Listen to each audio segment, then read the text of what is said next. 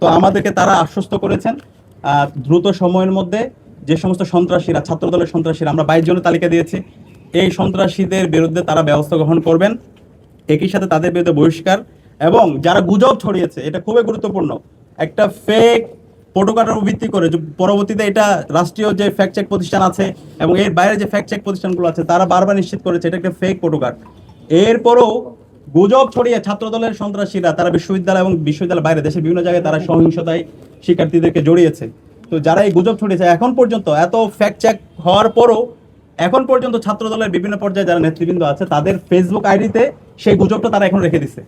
তো এই যারা গুজব ছড়িয়েছে, যারা গুজব সন্ত্রাস, তাদেরকে যেন, তাদের বিরুদ্ধে যেন ব্যবস্থা গ্রহণ করা হয় এবং তারা যেন দ্রুত সময়ের মধ্যে দুঃখ প্রকাশ করে। আমরা তাদের তথ্যগুলো দিয়েছি, তো তারা আমাদেরকে আশ্বস্ত করেছে।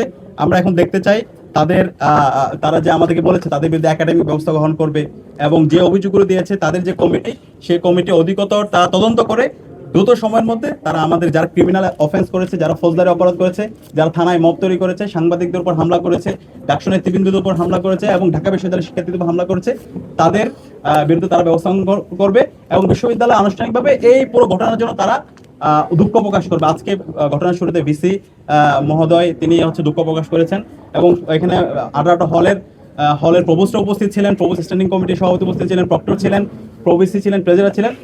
পুরো হাউস এই ঘটনার জন্য শিক্ষার্থীদের কাছে দুঃখ প্রকাশ করেছেন।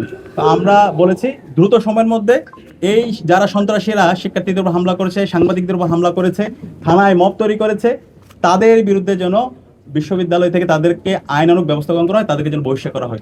তো তারা আশ্বস্ত করেছে। এখন আমরা দেখতে চাই, আমরা আবার আসবো, আশা করছি দ্রুত সময়ের মধ্যে বহিষ্কার করার মাধ্যমে ক্যাম্পাসের মধ্যে সুস্থ ধারার রাজনীতি, একটা গণতান্ত্রিক পরিবেশ নিশ্চিত করতে বিশ্ববিদ্যালয় প্রশাসন আমাদেরকে সহায়তা করবে।